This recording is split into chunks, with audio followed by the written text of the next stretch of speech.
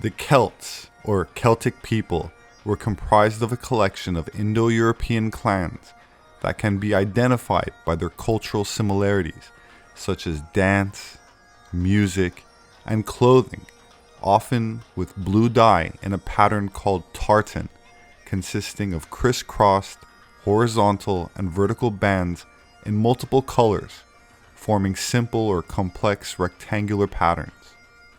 Their diet would include wild food such as mushrooms, berries, wild garlic, and apples.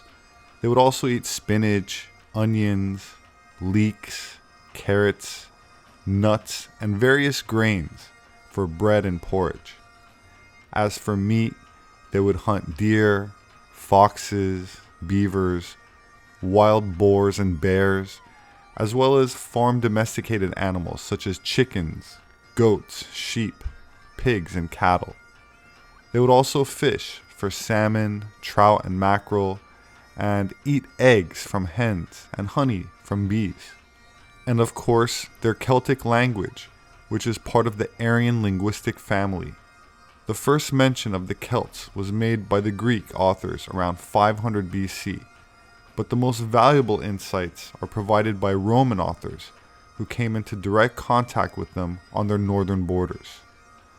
While it's commonly believed that the Celts were a collection of tribes which originated in Central Europe, genetic sequencing has shown that they were actually comprised of several waves of migration into Europe by separate tribes that shared a similar culture, traditions, and religious beliefs.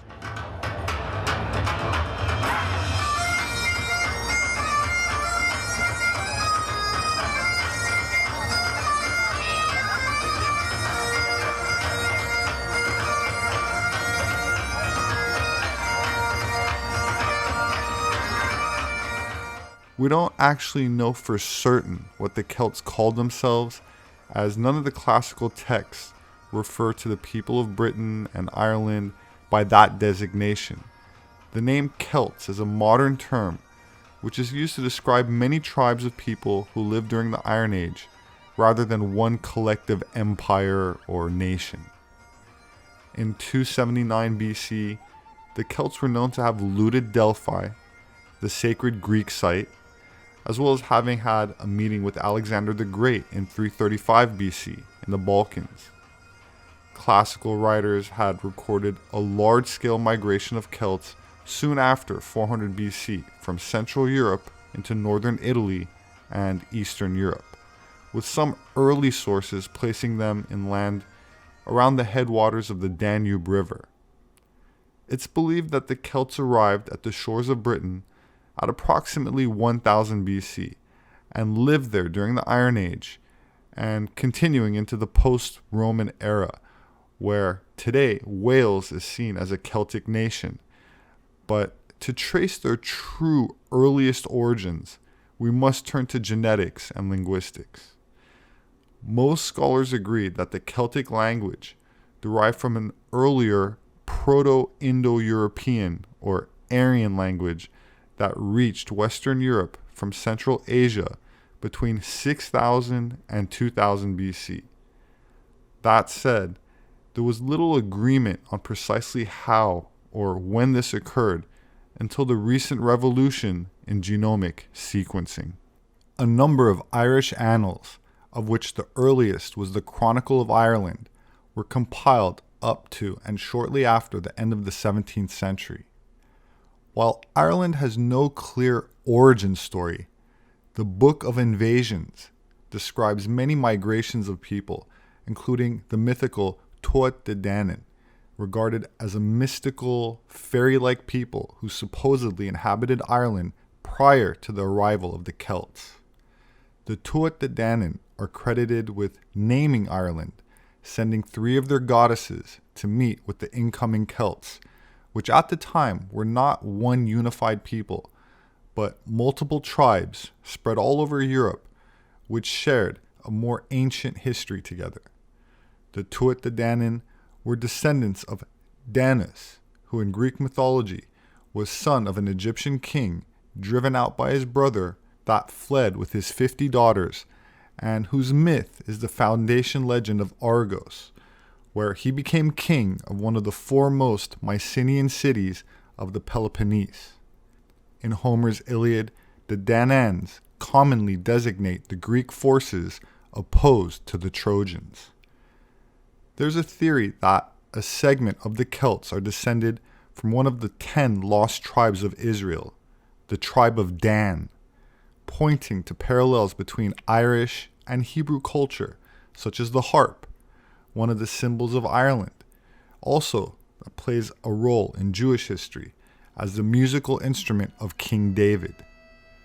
That brings us to another instrument which is thought to be native to Scotland, the bagpipe.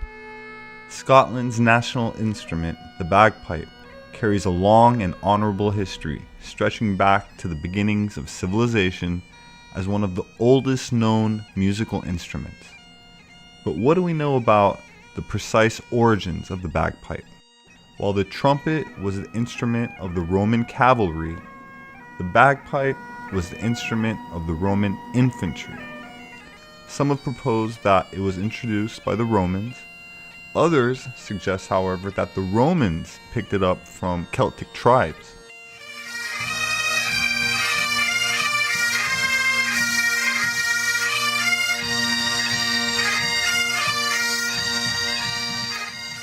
Even the Roman Emperor Nero was said to have been a pipe player, and there could be little doubt that the bagpipes are somehow intimately related to marching armies, if not to warfare itself.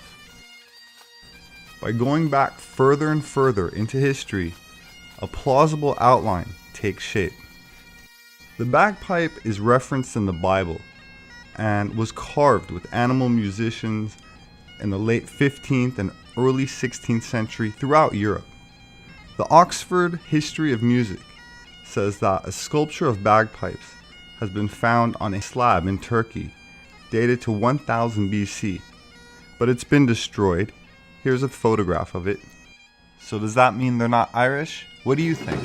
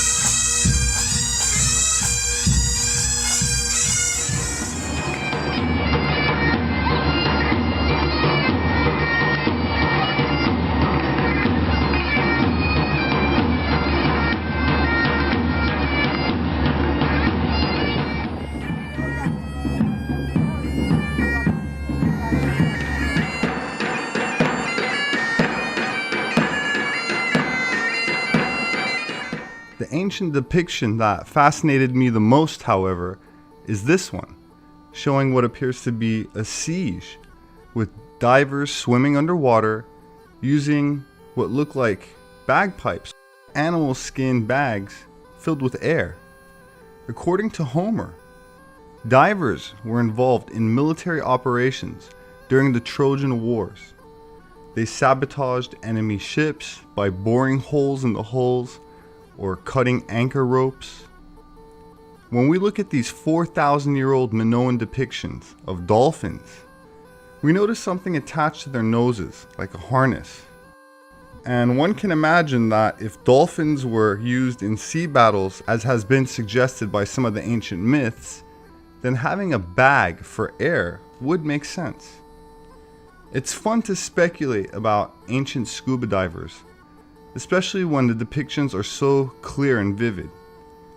But there is, however, another practical use for the bagpipe that's not related to warfare, and that's the almost hypnotic sound produced, especially when in conjunction with drums or other percussion instruments that help to bring about a trance state one used by shamans to make contact with the gods, which can also be interpreted as entering into an altered state of consciousness, enabling the shaman to communicate with the collective subconscious mind, bringing back some needed information, or even allegedly divination about future events. When both of these uses for the bagpipe are taken into consideration, I would speculate that the bagpipe was introduced into Europe by marching armies for sure, but I would also argue that the shaman types, like Druids, probably already had similar, if not identical instruments, not to attack a castle by swimming under the moat like a fish, but to soar in the sky like a bird, lifted up by the sweet hypnotic sounds of the sacred instrument, the bagpipe. It's just a great instrument to play. It's just wonderful to play, sort of thing. Oh, it's a fantastic feeling. It's great hearing the pipes and the drums. It's got a real vibrant feel to it. It's superb.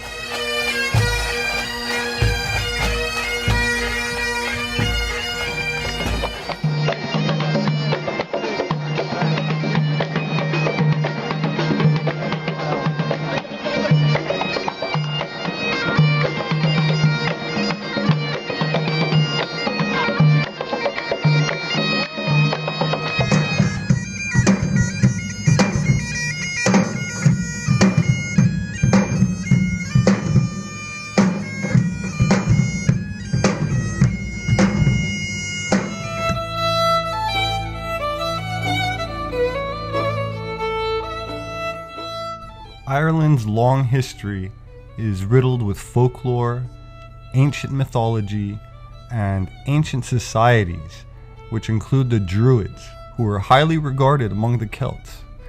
They were considered teachers, wise priests, and even as magicians. Many stories and myths indicate that the Druids frequented oak forests a lot. Subsequently, the Celtic meaning of the word druid is knowing or finding the oak tree. Stories of fairies playing pranks on farmers and leprechauns hiding their gold at the end of a rainbow are other examples of legends preserved in Celtic society. They did not leave behind a written record, so knowledge of the Druids comes from classical writers of their time, such as the Greeks and Romans, and they were compared to the Aryan Brahmins of India, the Pythagoreans of Greece, and the Chaldean astronomers of Babylon. Julius Caesar wrote that they, and I quote, know much about the stars and celestial motions, and about the size of the earth and universe, and about the essential nature of things, and about the powers and authority of the immortal gods, and these things they teach to their pupils, end quote. That said, there is surprisingly very little that is known about the ancient origins of the Druids, at least as far as academia is concerned. Turning to legend, let us start with one concerning how Scotland got its name.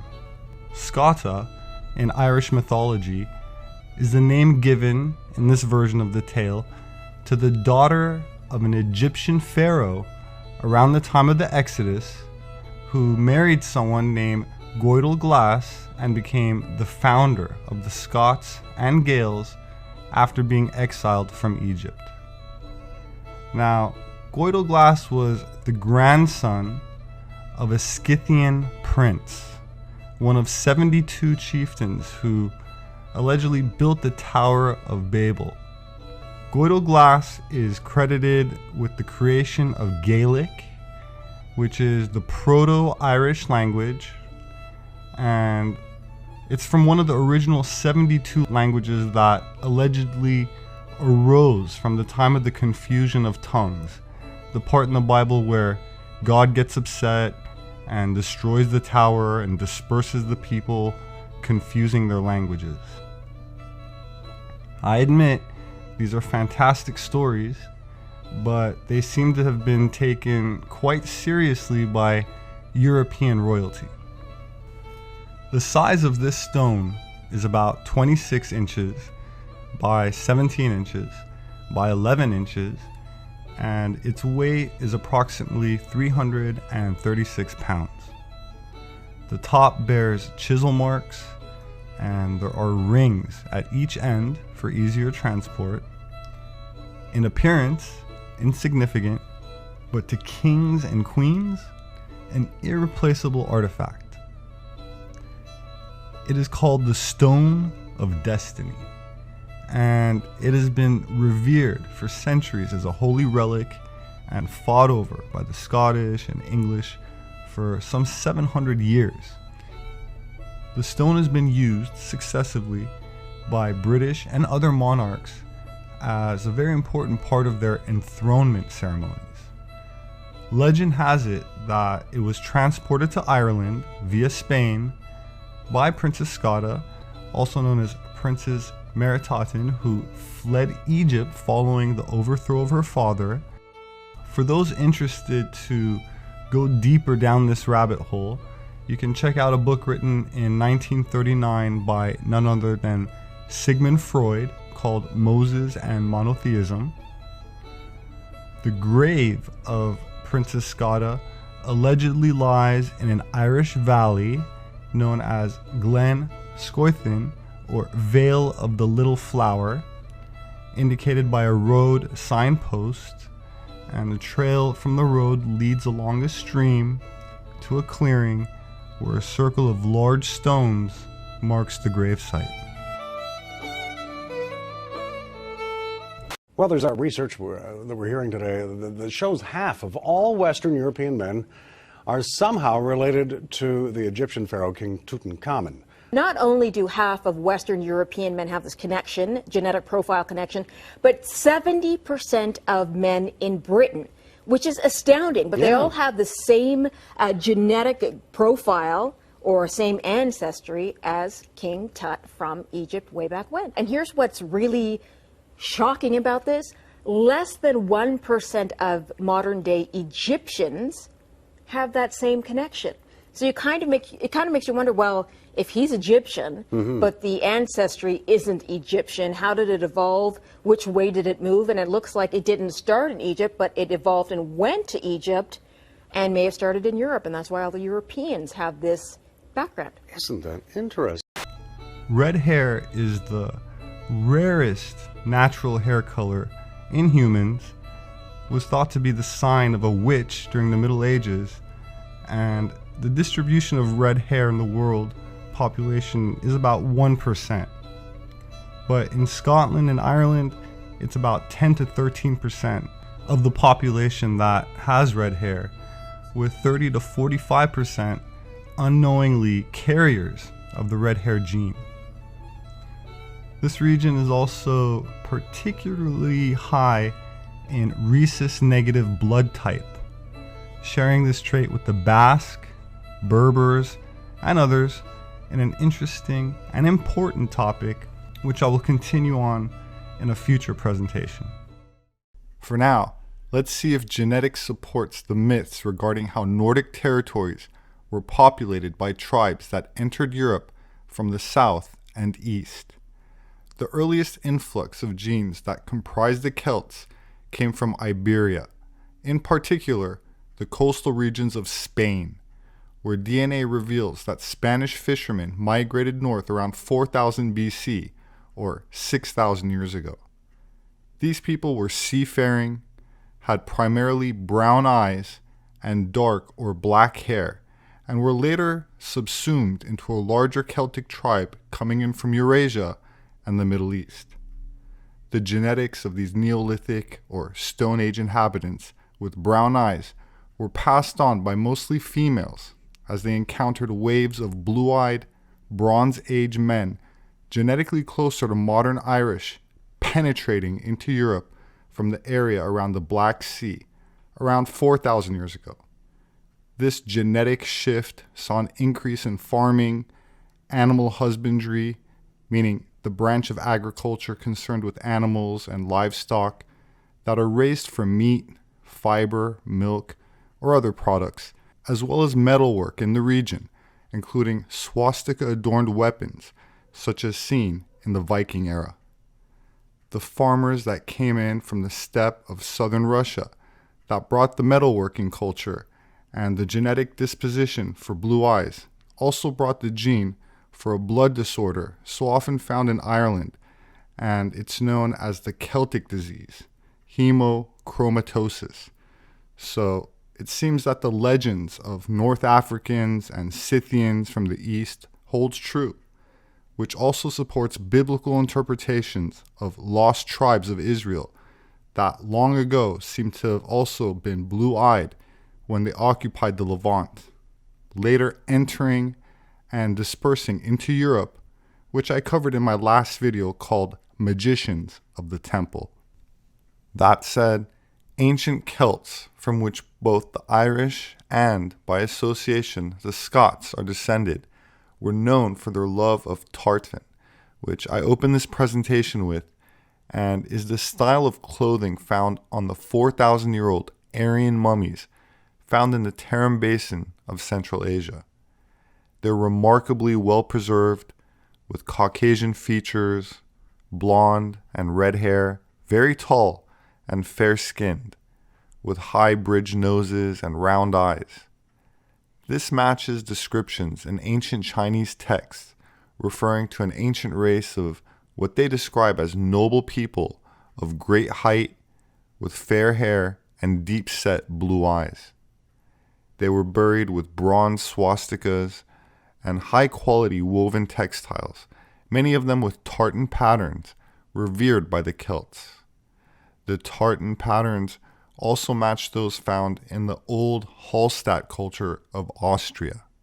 It is important through genetics to figure out where people came from, because they don't look like they belong. That is a funny way of saying it, because they were there, they lived there, and they did belong.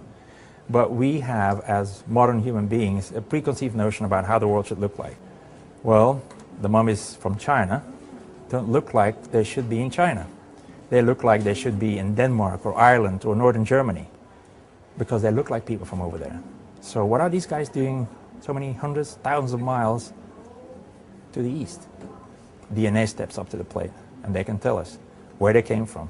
Archaeology steps up to the plate and says when they may have come over. Combine the two, you got the family history and the kit and caboodle that they lived in. What are these people doing there? So long ago, well before the opening of the Silk Road, which is dated to 138 BC, these mummies date back, some of them, to 2000 BC. We are, in our bodies, the carrier of an archive, a genetic archive. It tells, if you were to study me, where I'm from, and if I studied you, where you're from. And there's no lying about it. In your books, you might say you're from another place, but your genetics will tell us exactly where you're from. The female mummies were mostly of local origin. However, there's another type of testing, the Y chromosome testing, which is the male line. The males came from parts further west, not necessarily Ireland, but places like Iran, maybe towards parts of Turkey. The mom's side and the grandmother's side is from the Tarim Basin, and the fathers and the grandfather's side were moving in with their sheep, with their herds, slowly but surely, and having families, living their daily lives. So that is an additional aspect that the archaeological part to some extent corroborates, but doesn't tell in that great a detail. And that's the wonderful thing about DNA testing. So the DNA of the Aryan mummies of the Tarim Basin indicate a male lineage stemming from, quote, Iran or Turkey, which is the Caucasus Mountains, where northern Iran is located, Armenia, Turkey, Georgia, and Azerbaijan, an area near the Black Sea that the archaeologist Thor Heyerdahl claimed Odin originated from based on Icelandic sagas, an Aryan Scythian. Northern Europeans are among the highest concentration of lactose-tolerant people in the world, meaning the majority of the population can digest milk and dairy products as an adult, a genetic trait that was introduced to Europe from the East, and by the same blue-eyed people that domesticated and introduced cattle and horses to Europe.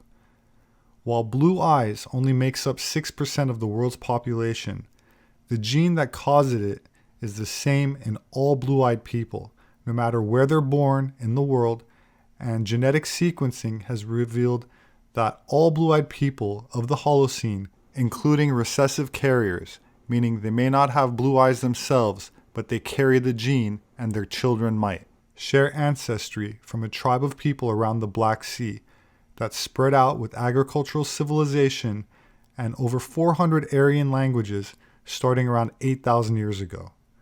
So it isn't only the domesticated animals, such as oxen and horses, that the Aryans introduced to India in the east and Europe in the west. It isn't just the Indo-European languages that the Aryans disseminated, such as Sanskrit, Farsi, Tocharian, German, French, Latin, Celtic, English, and many others. It isn't just the genetics, such as lactose tolerance and blue eyes, which are apparent in the Sumerian and Babylonian blue-eyed statues of their nobility, or the statues of pharaohs and nobility of ancient Egypt, or the depictions of the blue-eyed Buddha, an ethnic Aryan whose philosophy was spread to 3/4 of Asia.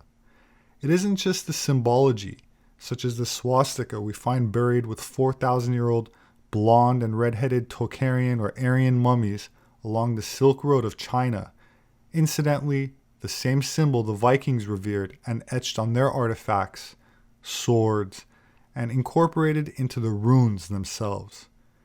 But even the myths and religions show their mark, evident in the gods and goddesses of antiquity, which all subscribe to the same astrotheology as laid out by the ancient Aryan magician priests, the Magi, whose zodiac is not only revealed in the statues of Mithras in places like Iran and Rome, but with the same archetype of a thunder god from the Indian Indra or Babylonian Marduk, Roman Jupiter, or Greek Zeus, whose thunderbolt is symbolically identical to the mighty hammer of Thor, the god of thunder and lightning in Norse mythology, which now leads us back to Odin, the terrible one, and not just the archetype of the one-eyed deity, but before he was bestowed with symbolic occult attributes, was there really a man before the myths and legends? And if so, where did he come from?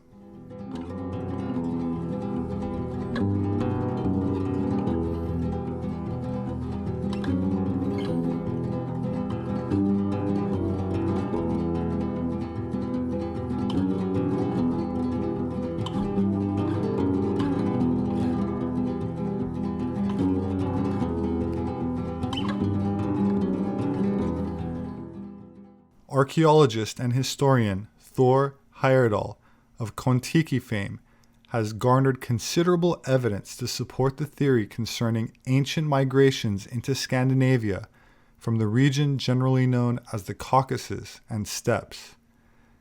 Heyerdahl speculated that Odin, commonly thought of today as a mythical Norse god, was a historical person who founded the Norwegian-Swedish royal dynasty.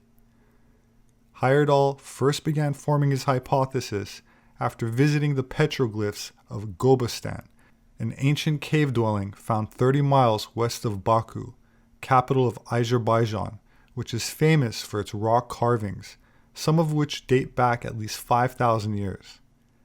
The sketches of sickle-shaped boats carved into these rocks closely resemble rock carvings found in his own native Norway.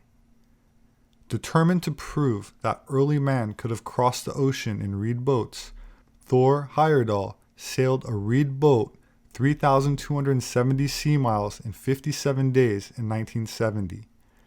Years later, he stumbled upon correlations between Scandinavia and the Caucasus, noting that Norwegian mythology tells that the Nordic god Odin moved with his people to Norway from a land called Asur, whose description matches the Scythian region east of the Caucasus Mountains and the Black Sea.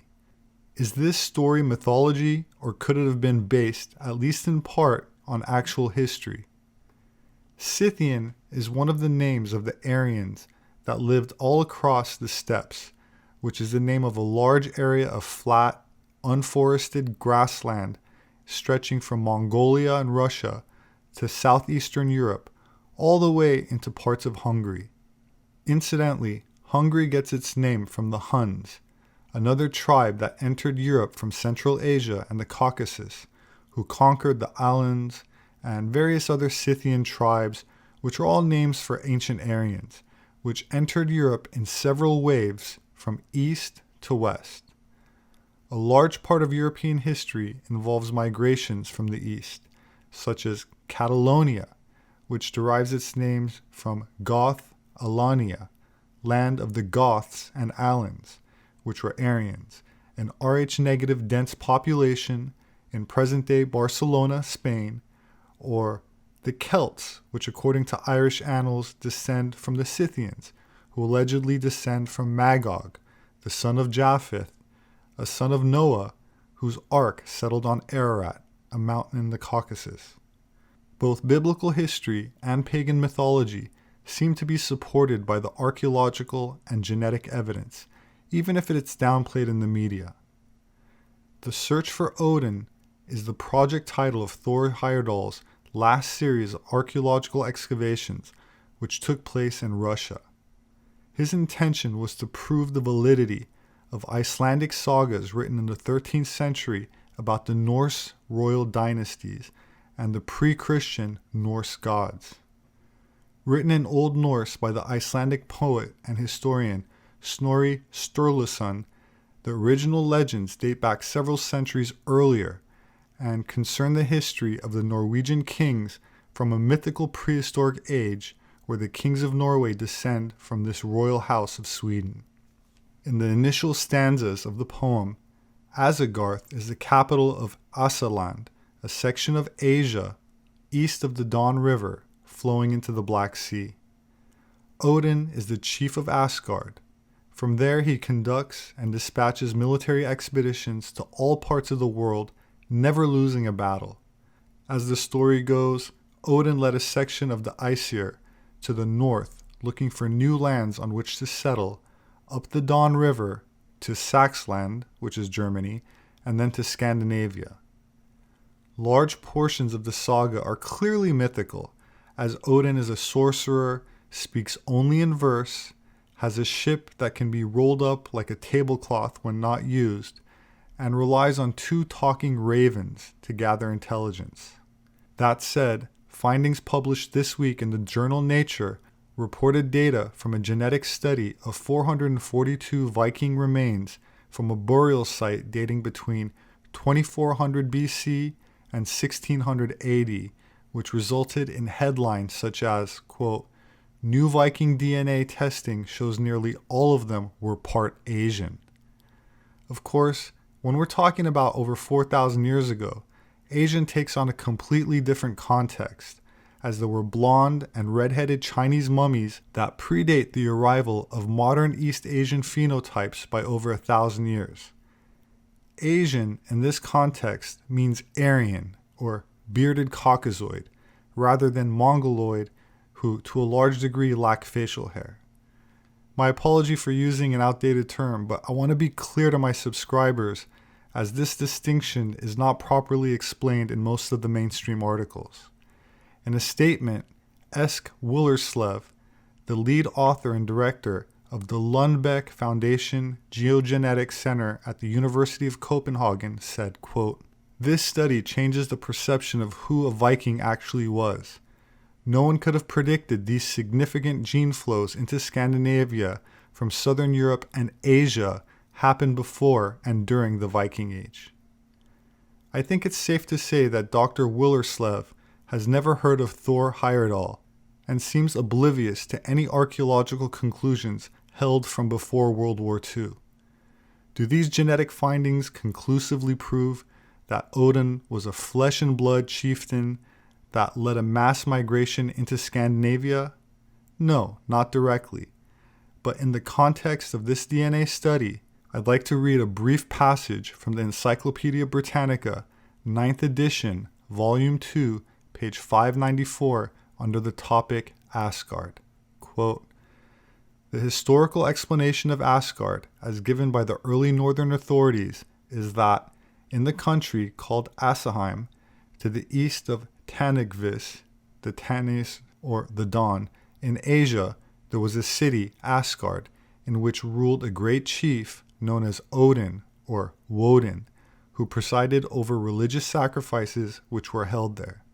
He and other Sarmatians or Caucasian chiefs left their settlement on the Black Sea and wandered forth in search of new and independent homes, to the north and west to the primary Asiatic seat of their tribes.